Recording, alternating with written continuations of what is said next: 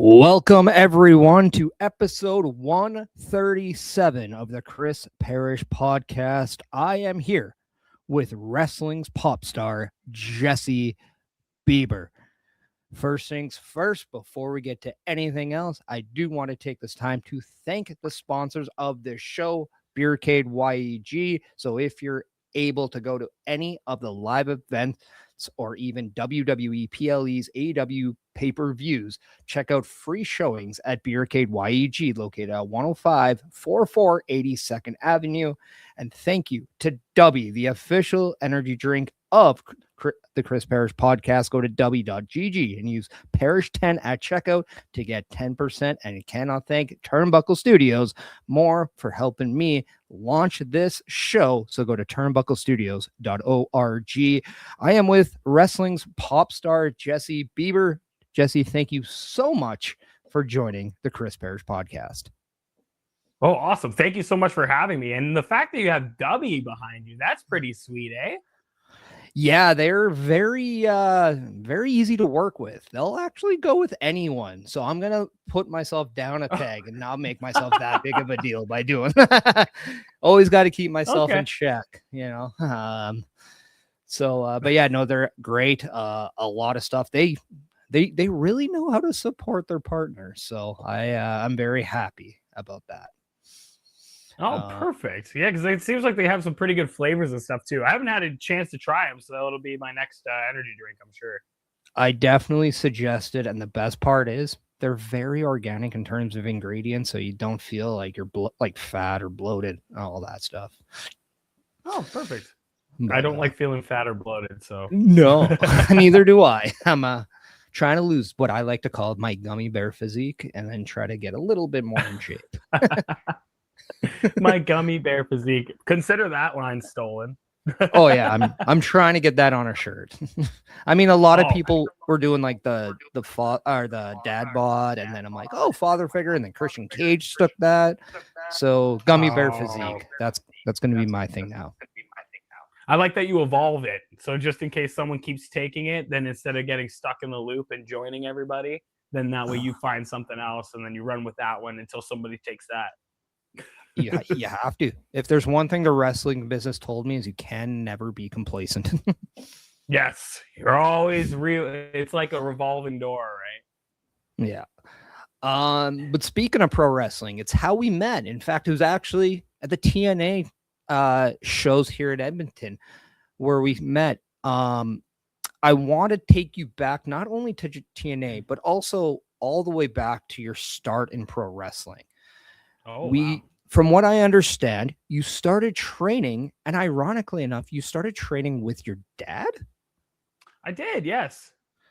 And he went by the name Chris Thorne? He did, yeah. He was one half of a tag team, actually, called Canadian Extreme, and he was with, I don't know if I'm allowed to say his name, but it's CK, maybe I'll get bleeped for this, but CK Sex. But that was his name, and then he went with my dad, and yeah. So two of them had some pretty good chances with WWE and had their dark matches back in the day. That's awesome. What did training with your dad teach you? We all know that there's always a dynamic between father and son, but very rarely do we hear about the father training son. Well, maybe more so now, but what did that teach you, and how did your relationship with your dad evolve through pro wrestling? It's crazy because it's I never thought, to me it seemed normal for a parent to teach their kids, because I remember even like meeting like Tessa Blanchard on Dupree tour back in the day for Grand Prix. She never even spoke about wrestling with her parents for the longest time, and to me I was like flabbergasted because I just assumed that was like, you have a wrestling parent, they're people that have done stuff in the business, and they're the ones that could like pass that knowledge on to you, so that way you're always learning something and it would be really new to you, or so that way you're learning it quicker as a young kid, right? So it wasn't until later on I realized that it was actually different.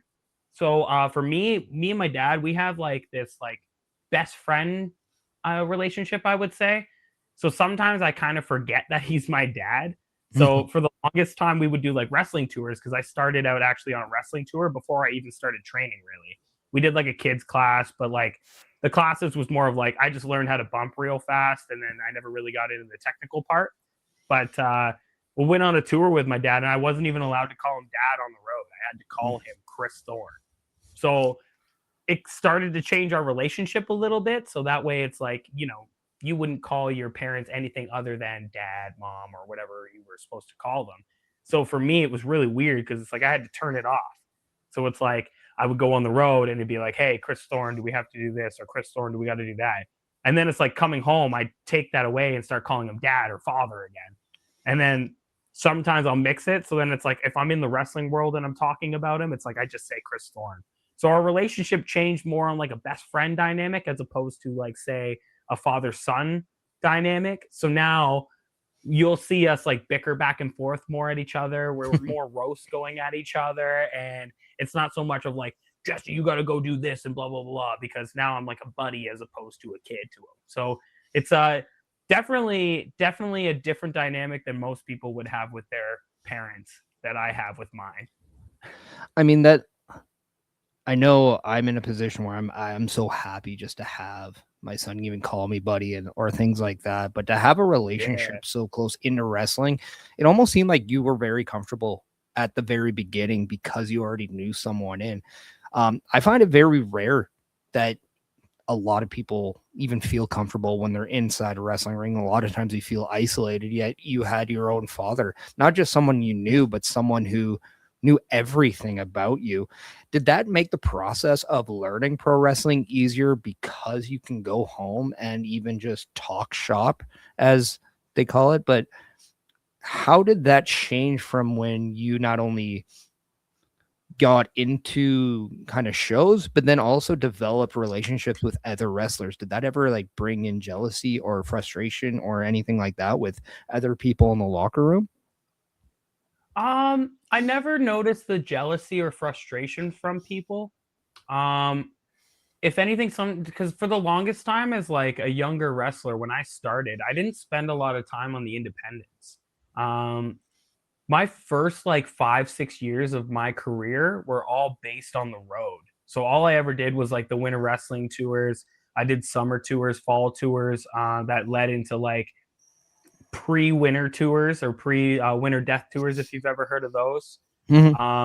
So spending most of my time out there, by the time that I came back and started wrestling for like independence, most people didn't know who I was. But I think the coolest part about it was like I would go to these shows and I'd wrestle for them. And we're talking like back in the day, we're newer guys, so we all know how the business was. People would offer you $20, maybe, hopefully you would get something like that. Yeah. Maybe a hot dog and a handshake, depending on how they were feeling that day. But at the time, it was like, well, I would like to get some exposure. So showing up to these shows, they don't know who you are, but yet you have experience with people that have been wrestling for like 10, 12 years. So I walk in as a 3-year greenhorn, essentially. And then it's like, I know how to work a little bit. I'm not saying I was king or anything, obviously, but I was a little bit more progressed and experienced than say somebody else at my level experience, or should have been at my level experience from traveling so much. So a lot of times I just got a lot more like surprises from people. So we're very shook because a lot of times they're like, who is this kid and how does he know how to work? Where did he come from? So now it kind of sucks because now it's like, oh, I've been wrestling for over 15 years and now people just assume you should know how to work, because if you don't, then it's a real issue. But at the time, it was like one of those cool little moments where it's like, oh, we don't even know who this kid is, but yet the kid can work. And believe it or not, a lot of people didn't even know my dad was Chris Thorne. So I wanted to build my own reputation. So when I started going out, I never told anybody that was my dad. I really tried to keep like kayfabe it for the longest time. And it wasn't until like more recent as like CWF, like, which is my home brand company with my dad, we started pushing a lot more where we're showing and sharing to the world that we are more related than most people thought. And actually, believe it or not, if anybody knows Tarek, we'd known each other for a long time. And it wasn't until like 2022 resolution, we're talking years down the line of knowing each other, that he finally found out that Chris Thorne was my dad, and he was like devastated. Well, was that because like the information came out, or he was just able to put everything together? Oh, well, because most like there's some people that know me. Okay. I believe actually it would have been Harry D at the time who was talking to Tarek, and then Harry would have brought it up to Tarek, and then I think that's where Tarek didn't even realize that we were related. So, a funny little story. Now every once in a while, I'll see Tarek, and we'll bring that up. I want to ask you about your name, wrestling's pop star Jesse Bieber. Mm-hmm. Have you always used the name Jesse Bieber, wrestling's pop star, or how did that always come to be? I'm always intrigued about the genesis of an identity when it comes to pro wrestling, because it's always a platform individuals can have to be their own superhero or just a different essence of who they are. So how did you become wrestling's pop star Jesse Bieber? You're gonna love this one. So I told you that I started with the Winter Death Tours back in the day. At the time, the man that ran those tours, he goes by the name of Ernie Todd. And Yeah. Ernie Todd was, if for anybody who doesn't know, he was AWA NWA president at the time when he started CWF, and then he branched it so that way it was only CWF, and that's what he decided to do. So he ran the Winter Roads, as Tony Candela would run the other half of the Winter Roads. So I went on the tours with him, and for the longest time, I didn't have a name, but I have a brother whose name is Frankie, and I remember going on to this trip, and for the first time, I went over to introduce myself to Ernie, like my dad had taught me for manners and etiquette in professional wrestling. So I went over to him, and I remember walking over and going, "Hi, Ernie. My name is Jesse. It's nice to meet you." And he goes, "Oh, it's nice to see you, Frankie." And I remember I tried to correct him, and he goes, "No, no, no. I know what your name is, but it's Frankie now." And for the next 2 years that I worked for Ernie Todd, I was now Frankie. So between that time, he would just make up names for me because once again, I was just a referee coming into the business. I was 14 years old. I just kind of shut up and did what I was told. So we would go to these shows, and every night my name would change. The one that stuck the most was Frankie Jabroni. So I had to have that one for a little while. And then Thanks, another Rock. one. Sorry. So thanks, Rock. Right? I was like, oh, thank you very much. And then the next one was, is he Green Jr.? It's a play on words for anybody who knows. Izzy Green. So we're questioning Izzy Green because I definitely was. So they would call me Izzy Green, and then Junior, which is actually the abbreviation to my real name, which is Jesse Rickman. So they just kind of put it all together, and then eventually a kid came over at the table where me and Ernie were because I was reffing at the time, and he had asked me if I was related to Justin Bieber. Because I guess at the time I looked like Bieber, and Bieber and I are only a year apart in age. So at the time, Bieber was just about to break out. And I believe this is where he was doing all of his YouTube stuff. And he just started with, I think, his World 2.0 album just came out. So people now reference me to this Bieber character. And I didn't, before I could even say anything, Ernie Todd was like, yes, this is definitely Justin Bieber's third cousin. So make sure you go tell your friends and tell them to come to the wrestling show because we have Justin Bieber's third cousin here at the show. And I've never seen so many people turn up to a wrestling show in my life. And at the time, this was like really early. So this would have been like 2008. So I don't know if you guys remember Polaroid pictures, but so intermission would come and Ernie would have all the wrestlers come out at intermission, and they would all, for their favorite wrestler, they could get a picture with them for $10 and get that Polaroid at the end of the night. He would print them all out. And this time, he has all the wrestlers, and I'm just standing with Ernie at the side. And I remember all the kids going, "We want him." And they would point at me. And then he'd be like, "Oh, you want the referee?" And they're like, "Yeah, we want Jesse Bieber." And they're like, "Okay." So they pull me over to the ring, and then we take a picture. Next kid comes over. "We want a picture with him." And then the next kid comes over. "We want a picture with him." And then by the time that like these 40 people come walking through, they have all taken pictures with me, and none of them have done anything with the wrestlers. I'm literally just the referee. And I remember Ernie looking at me as soon as he was done that night, and he looks at me and he goes, "Your name is now Jesse Bieber, and you will never change it." So it's like, okay. And it kind of works out because I'm actually a musician at trade as well. So at the time, I was learning how to do wrestling, but I never really had a passion for it. I was more into my music side. So then when I went with the Jesse Bieber thing, it was like, oh, I can actually mix two of my loves, which is kind of cool. So it's like now I'm enjoying the wrestling aspect because now it's more entertainment, and I can tie in my actual music side of me. So then I came up with wrestling's greatest pop star, brought in Jesse Bieber, and then really tied it all together. And now my persona stands where it is today. And I've continued to run with it as opposed to changing anything. So, what made you fall in love with music? And I'm only going to make the assumption, and I know what you do when you assume, but I'm going to do it anyway because, well, I'm 40 and I'm just stubborn.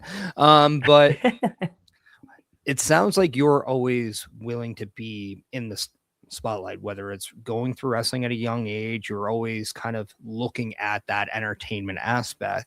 So I'm not going to say like music sounds like a surprise, but it kind of is.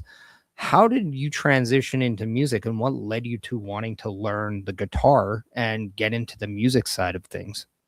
Well, actually, I was doing music first, to be honest. Okay. Yeah, so that's why like my passion wasn't more towards the wrestling; it was more towards the music because I grew up in a very musically inclined family. So as a kid, we've been doing things forever. Like my mom was a singer, my dad was in a band. We were like 4 years old going to attend these like bands and stuff, and my dad at the time was Wow. really good at that. And like he was opening for like really cool bands like Svengali and stuff like that too that were really popular in the area. And he actually really knew Honeymoon Suite very well. Okay. So he was opening for really cool bands, and it looked like they were going to have their big break. And then eventually they had their own falling out. So throughout all this time, we're now at home. We're playing our own instruments. We're learning how to do things together. We really got tied into that. Plus, my grandparents were really into like doing the same thing. So anytime we had our big get-togethers, because I have a big family, so all of our family would get together and everybody would pull out guitars or cajones and we would all be playing all the time. So as time kind of went on, it was like, this is what I want to do. I want to entertain. Like I enjoy karaoke.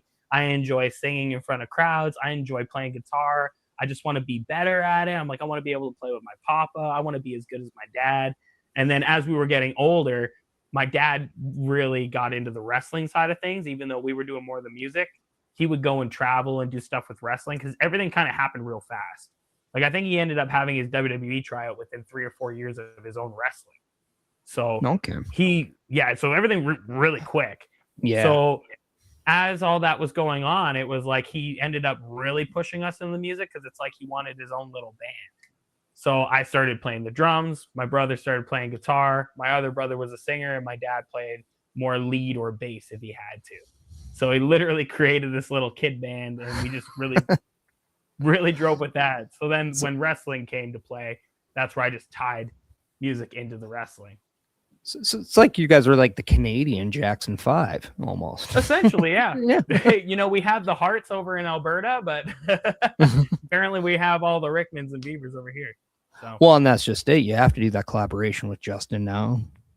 I'm probably the biggest Justin Bieber fan ever. Like because of the fact that I've had to like pay attention to everything that's happened throughout his career. So then that way I can relate in my wrestling. So that way, because I think that's kind of the good news too about us being the same age. It's like my character can never outgrow me because I'm 1 year older than him. That's it. So it's like we're always evolving together. Well, and I just saw him make that first selection for the NHL draft. He did. Knowing that you're seeing kind of people from your area succeed like him, like you said, like you saw him or like you knew that he was about to break out. Now he's this huge pop star. You're the wrestling pop star. What is there anything in the music aspect that you do like inspire to do as well? Like are you using the music platform? We know you use it within the wrestling world, but are you using the wrestling world to help you in the music world? You know what? I don't push enough of my music, to be honest. I used to write a lot, and now I feel like I more parody things in my promos half the time, where it's like I'll grab a guitar and it's like I write a quick little jingle about like my opponents, and that's a lot of times it seems like that's kind of where the extent of that comes through because a lot of like my entrances and stuff, I treat it more like a concert. So it's like I just try to bring a lot of energy if I'm a baby face, so that way people feel like they're at a show. And if I'm a bad guy, a lot of times it's just the cocky arrogance that will come behind that stigma of a pop star. So it's like I normally play to those, or if I'm in the ring, sometimes I'll do like sing offs and like things like that. But it's I don't really utilize the music as I should. Like I have big ideas of what I want to do, but a lot of times it comes down to the producing because it's an aspect that I don't really know how to do. So eventually that'll be probably one thing that I would like to actually work on a little bit more in the future. So then that way I can utilize more of my music. Well, I know that you do have that original song "Meant to Be." I did listen to that yesterday, and it was Oh, phenomenal. Great job with that. oh, thank you. So if anybody wants to, I know I got it through the CWF website. I believe I was on. So yeah, go check that out. Do you have a lot of original content made? I do. Remade now because you're probably going back to like you'd be listening to like Bieber pre.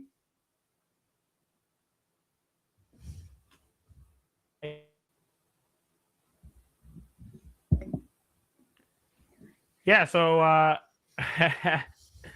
I feel like a lot of like my original music is really old, so I feel like I have to re-record a lot of it. But I do have stuff that's out there, whether it's actually on YouTube or anything, because I don't remember putting it on SoundCloud or anything like that. So I know it's not on Apple Music or Spotify or anything like that, which I might actually look into to see if I can get it all on there just to have some content out there. So I'll definitely look into that. But I want to write some new stuff and get it out there. Awesome. So if anybody is interested in any of your music, just go to your socials for any more like information. And the socials are just down in the description. So that shouldn't be that difficult for everyone. But I do want to kind of cater that back into wrestling because I did notice that you had some matches with Alex Shelley. Alex Shelley is someone I've been watching ever since the initial Ring of Honor days. So obviously those caught my eye. Big Alex Shelley fan. I think he is one of the most underappreciated technical wrestlers of all time.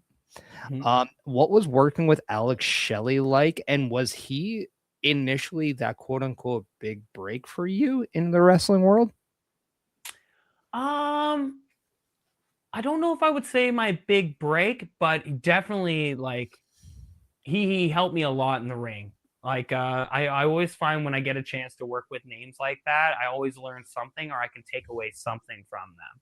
And Shelly, it's his intensity and aggression when he gets in the ring with somebody, and everything just seems so real. Like even to the point where it's like we get together and we're going at it, it's like I feel like it's real. Like I'm like, oh, did I do something wrong, or like did I mess somebody up, or like maybe I owe him money. I don't know. But yeah, no, he's like Alex was a pleasure to be in the ring with. I really enjoyed him. I can definitely say I'm very grateful for the opportunity to have two matches with him, which was really cool.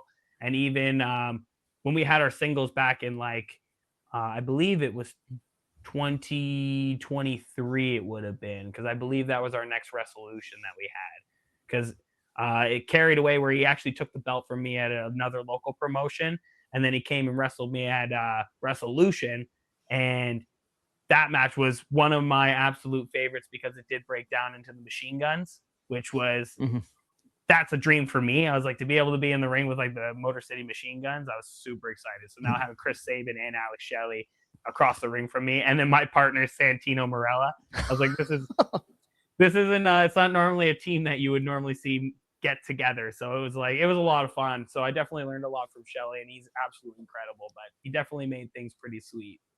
I can only imagine just like the time you got told, yeah, you're gonna be in the ring with Alex Shelley, and you're like, okay, cool. Oh, and then Chris Sabin, what? And your partner Santino Marella, you're like, okay, what? You know what? It's actually funny because it's originally it was just going to be me and Shelly, and then we had a cool idea, and it was after mine and Shelly's match at the local promotion we had that we got talking to him about like one of our ideas for Resolution, and then we told him that we wanted it to actually be myself and Josh Alexander versus Motor City Machine Guns, and I remember when we first chatted about it, Shelly was telling us that Sabin wasn't really taking bookings. But after we were chatting and after our match and everything, this was probably the coolest feeling because he called Saban right there on the spot, asked Saban, and Saban said he was free for the date. Let's do it. And we booked them right there on the hop.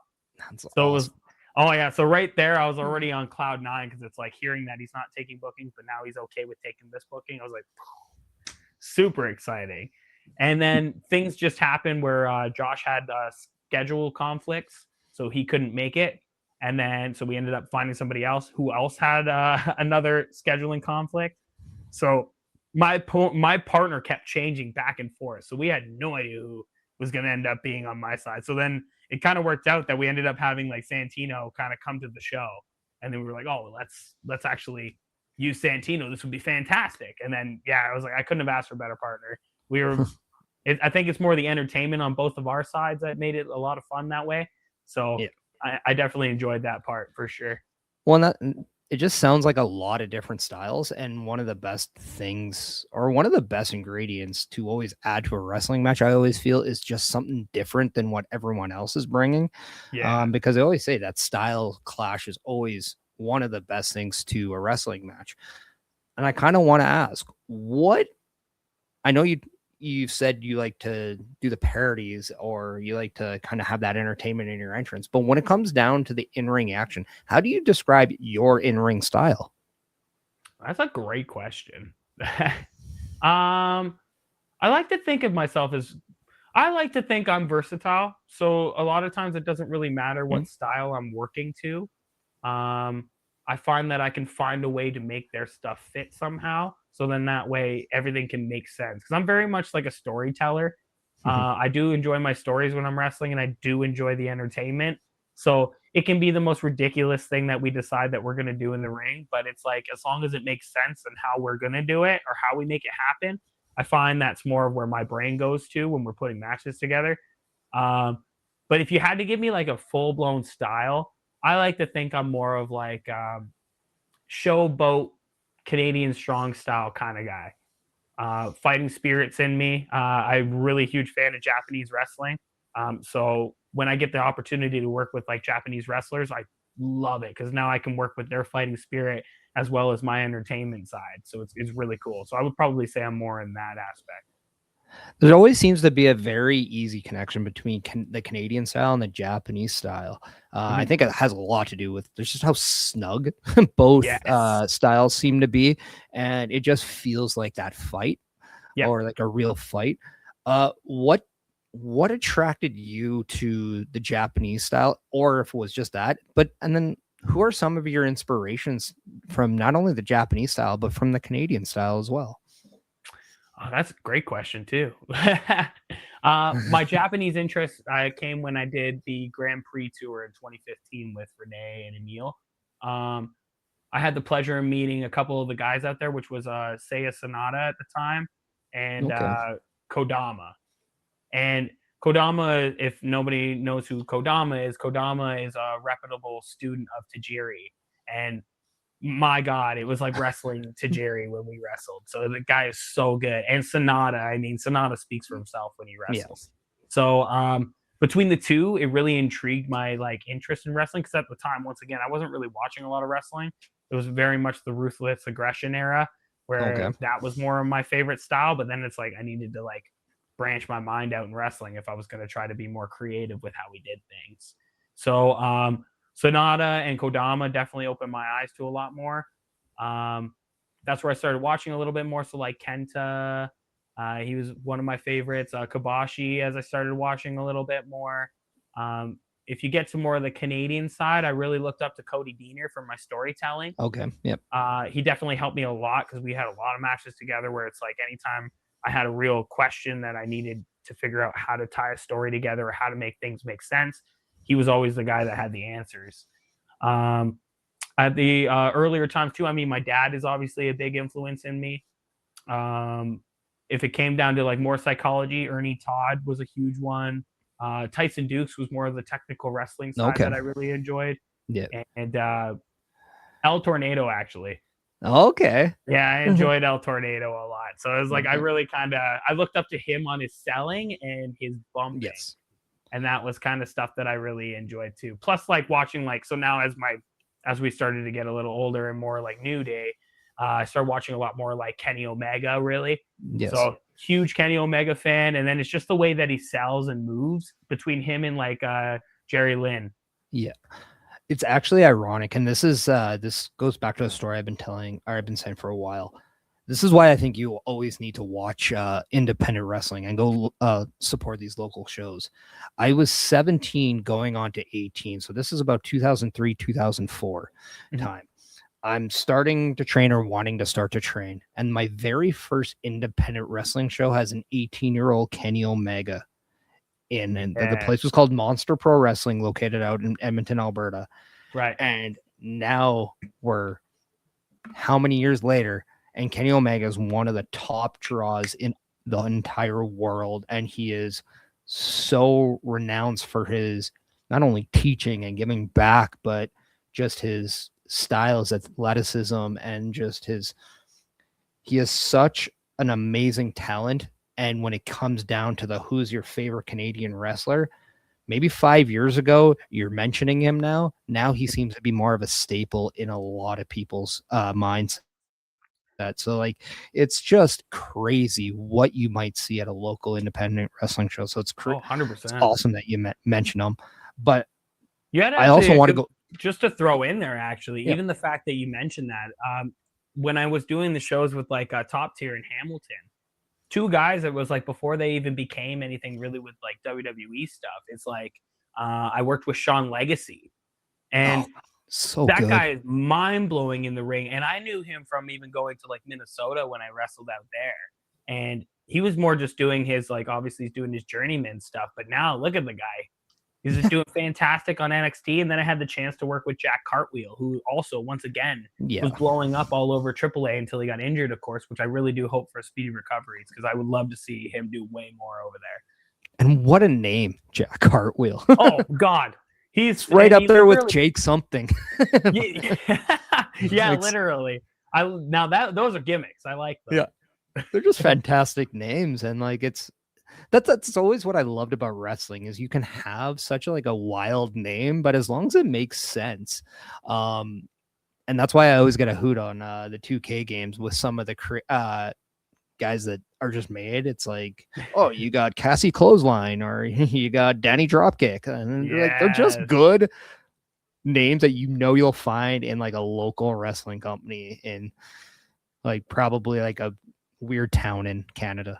Oh, 100%. I was gonna create this tag team called Freddy, or I can't remember the tag name, but I was gonna name the people Freddy Frogs and Tommy Toads. And they're and then have their manager Lily Pads or whatever it was. I was like, oh, it's perfect. That way there it's like it could be a frog related character. So that's what we're gonna do. And they all do leap frogs and frog splashes. So many things you can go there, and I love it. I do want to kind of go back into the CWF. That is the Canadian Wrestling Federation. Which, by the way, Federation, such a great title in any wrestling thing. It sucks that we don't see it anymore, but Federation, it's the best. It puts its age on it. Yeah. Can you take me back to that? We know that's where you started. You talked about your roots in there. What about the Canadian Wrestling Federation holds such a dear place in your heart? I would say because of how far back it goes and how it originated. The fact knowing that it was actually a part of NWA back in the day, that part's probably one of the coolest things that I could say with it. It worked with like a huge company back when it was doing the territory days. And then when Ernie had taken it, it created its own history again, just by going onto these like infamous roads, as everybody would call them, the Winter Death Tours. Now you're traveling over these like ice roads and everything. I would just say it's like every time you think of CWF, it's very much of the history behind it and how much hard work it took to build this promotion's name. Because at the time, all it ever did was it was a touring wrestling promotion. That's all it was. And Ernie made it huge, right? So now we traveled all over Canada. And I remember, once again, being this kid, I had opportunities that any kid could like never imagine. So I got to wrestle or go and ref over in BC Then I got to go to Alberta, then Saskatchewan, and it's like you're traveling all over Canada. And even not to mention, like, we actually went to Nunavut. So That's as awesome. a kid, to fly all the way to Nunavut from Yellowknife, which now once again we're in the territories. So we would fly from the territories, go all the way to Nunavut. We'd get there at -50, where you're literally walking off the plane and your hair is turning white in seconds. And now it's like you're walking around as these wrestlers and you get to do so many cool things and meet so many cool people that it's like you never think that you'd have these opportunities. Fast forward to when my dad finally was able to purchase the company, and now he's made it more of a local brand as well as a touring thing, where it's now we focus more on like the motivational speeches and our anti-bullying seminars and things like that we can offer the communities to help make to help inspire some kids or help create some passion for these kids that don't really get the chance to do that. So now it's like, how do we help them grow in their communities, or how do we help them find more inspiration to go out and find a new passion for themselves, so that way they can create something and not feel so stuck, you know? Yeah. So it's just, I would say, like, the cool atmosphere of what CWF has, from its historical roots to now what it portrays itself. I would say that's the big thing that I'm very proud of, and I'm very happy that I've had such a big part in it for so long. We talk about CWF and how that holds such a good spot in your, not only your story, but we know that your story is not over. What is there left to do in the world of wrestling that you want to accomplish? What is your main goal in pro wrestling? Oh, definitely be signed to WWE. I want to wrestle on a WWE ring so bad. I'm very blessed to say that I had the opportunity to wrestle with TNA Wrestling, which is another huge pact of my life. Like, if I was signed to TNA and that's all as far as I got, I'd be very happy with that. I love everything about TNA. I love the back locker room. I love all the people that have a hand in it. I love working with, like, even like the ring crew and all the production people that actually work over there. Fantastic people. They all treat you like your family. And I ended up going to Bound for Glory last year, just as an example for a story. And I'm in Boston, and I had full intentions of like sleeping in my car essentially. So I was like, I'm not gonna go do hotels and stuff. Like, I'm used to going on the road. I'll just sleep in my car for the night, go to the gym, shower, work out, do my thing there, and then go to Bound for Glory. And none of them, like all like the talent relations, all of like the other guys, like the referees, like none of them would let me sleep in my car. So it was like they were full blown, like, you're not doing that. We have a room, you can go sleep. And I get to sleep with Frank. That's amazing. I'm like, you know what? I love Frank. So if Frank's okay with it, then I'll definitely do that. And then, yeah, he turned out to be fantastic. And then it was like, just knowing that you have such a good environment of people that they just refuse to let you sleep in your car, or even like be on the the crap end of the stick, essentially. They want to make sure that everybody's okay. And I'm literally an extra guy. So it's like, I'm a nobody to these guys, but it's like, yet they were so willing to take care of us. So TNA has my heart forever. But I mean, like, the ultimate goal will always be WWE. I will say what I was just absolutely mind blown about when the time we met, but we met at TNA, was just how fan friendly, how different that experience was. It was almost like going to a local wrestling show and seeing the welcomeness atmosphere to it. Yes. But they're a larger than life promotion as well. And they have this 20 plus year history behind them.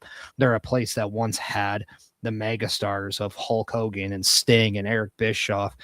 And they once competed on Monday nights against WWE. And they still have this mentality. It's, in my eyes, one of the best wrestling promotions out there. Really, 100%. And just a staple of what a good company should act like. Clearly, I can tell, like, with a lot of people my age or just slightly around there, and I know you're well younger, so I'm not aging. I'm not too much younger. I'm 33, so I'm trying to make you bookable. Nobody wants 40 anymore. Hey, you know what? Not 5'7", 40 who looks like the gummy bear. No. They want a wrestling pop star. A gummy bear talent. You never know. I'm a gummy bear grappler, man. Come on, nobody like me. We'll call him the Haribo. Yeah. Oh, that could go in a weird world. It could. But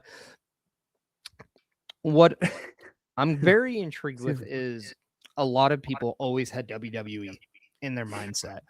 Then AEW comes in and they really changed the narrative, changed the game in the wrestling world. What did AEW do for somebody like you who essentially gave you another option of where to go? Do you always look at WWE as where you want to go, or do you look at AEW as the viable place? No, WWE has never changed for me. It's always been WWE. I've always had the options to me. If you handed me a platter of like all the places that I could go to, WWE will always be my first pick. TNA, I love everything about TNA. I would pick TNA any day over the week. Even sometimes it's like I have no problems with AEW at all. I just want to throw that out there. I do think they have incredible athletes, and I do think some of the stuff they do is it's incredible. I just don't think that I would fit more of like my side of my wrestling because I'm very much entertainment, and if I'm doing anything like that, I don't know where they could make that work because they seem to be more go go go. Let's make things happen quickly, right? Yeah. To me, it's like I like to let things sizzle, and I really like to make things like so people can actually like see what's happening. So that's more where my brain goes to. So I would pick the first two any day of the week. And plus, like, it's actually really cool to see. So it's funny because as I wear an ROH MLP shirt, I wasn't gonna say it's another thing too that I find is amazing because I do like the fact that one huge thing I love about AEW is they're willing to partner up. Yeah. So they take the politics out of all the wrestling, and it's very much of just like they just want to give a solid product to wrestling fans. And in wrestling, there's a product for everybody. So maybe your cup of tea isn't going to be the entertainment and the showboaty things. Maybe it's more of the go and like getting your butt kicked and seeing how fast and athletic these people can really be. And I think it's cool that now in professional wrestling, we have all these aspects for every wrestling fan to watch. It's like we will cater to anybody now at this point, and it's kind of cool. And now that they're willing to partner up with people, I do find like even like for ourselves, a lot of our opportunities are opening up a lot more. Even with like say Maple Leaf, I find Scott D'Amore is absolutely crushing it with Maple Leaf. I like Nikki Storm is now there. Yeah, I literally just saw that too. The talent and names that he's been bringing in, like Andrade, is coming too. And to me, it's incredible because like I said, it opens doors for guys like ourselves, especially being Canadian talent.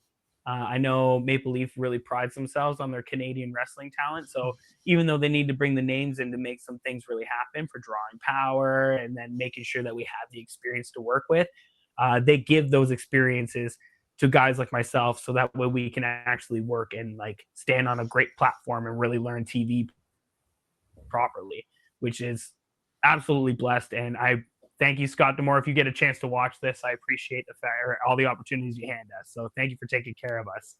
And, yeah. Well, let's go right there. Maple Leaf Wrestling, absolutely fantastic. We know the history of MLW in Canada. Now that it's been almost resurrected by Scott D'Amore, I know like there's a lot of I have a few friends in there, but what does MLW represent in terms of the Canadian field? It's because I don't know if you can see, but I do have an old CNWA championship right down there, and I know that was trying to resurrect Canadian wrestling from a province to province wide. Didn't really happen, but it seems like Maple Leaf Wrestling really is captivating the country. Yes. What can you talk about Maple Leaf Wrestling? And shout out to the guy with the greatest push-up, Michael Allen Richard Clark. I love him, by the way. He kills me. Yeah, like honestly, I'm not much to say other than the fact that I think they gave the person you couldn't have asked for a better person to run Maple Leaf Wrestling. I do believe D'Amore was the guy to do it, and the fact that he's the one to make it happen, because I'm not gonna lie, I don't fully know the history of who ran it before, but I do know like some of the great talents that had come from there. So I don't know how Demore pulled it off and how he got the name Maple Leaf, but I gotta say, like, you couldn't have asked for a better person to run it, because now this is a person with he's got star power himself. He's a Canadian-based hero, basically. If you want to look at like our veterans in Canada, and he's probably one of the most known, I would say, being the guy as like a promoter. Because how many promoters do you sit here and we list off right off the top of our heads of who you think your prime promoter in Canada would be, and right away your head goes to Demore.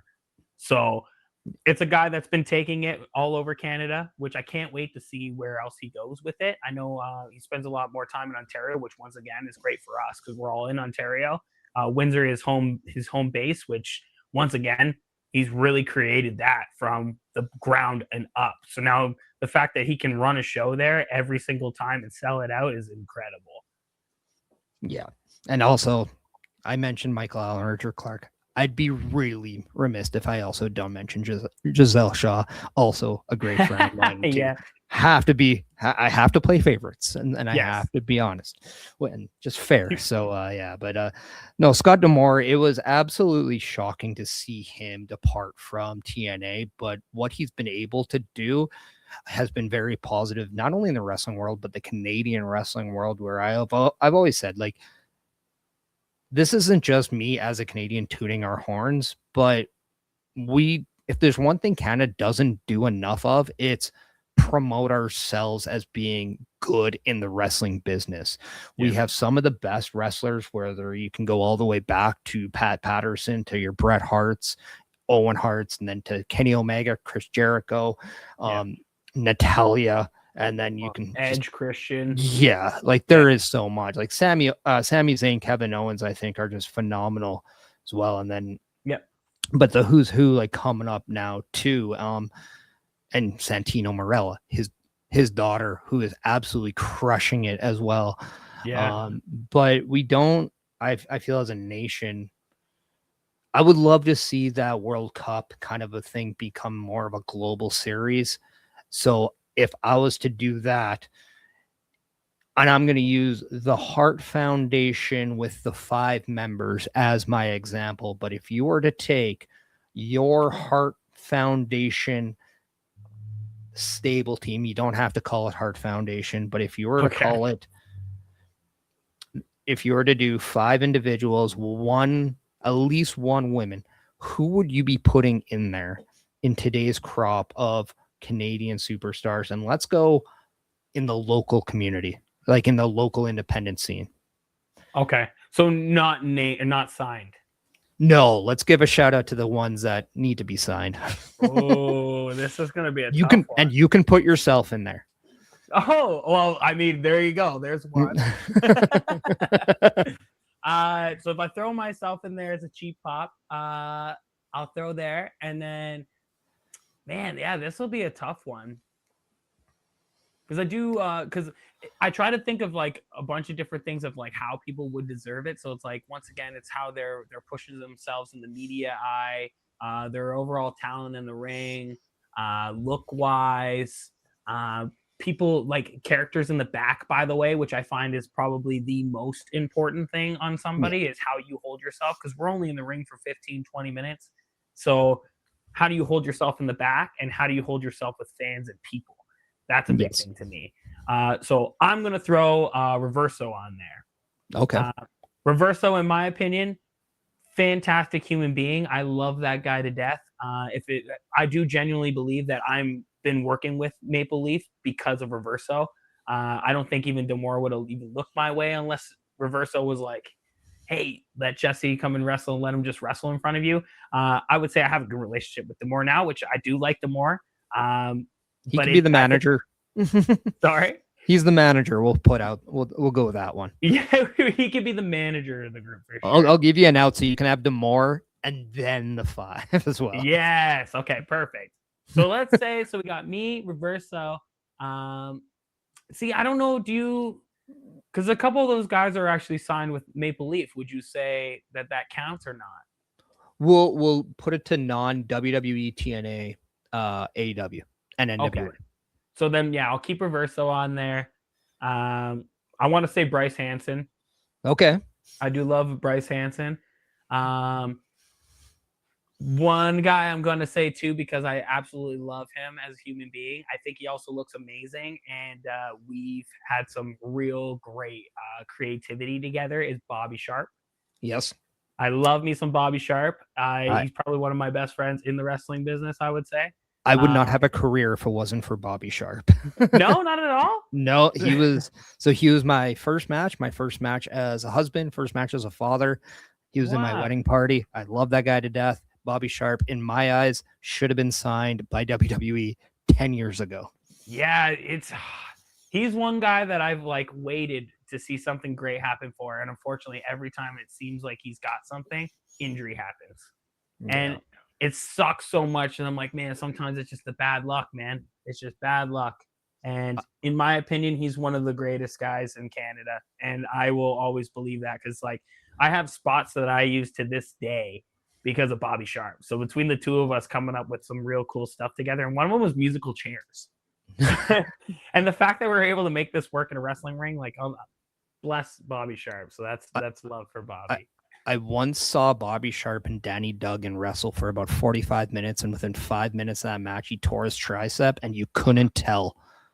And they put on an instant classic, and it just shows you just how good he is and just what he's willing to do inside that ring.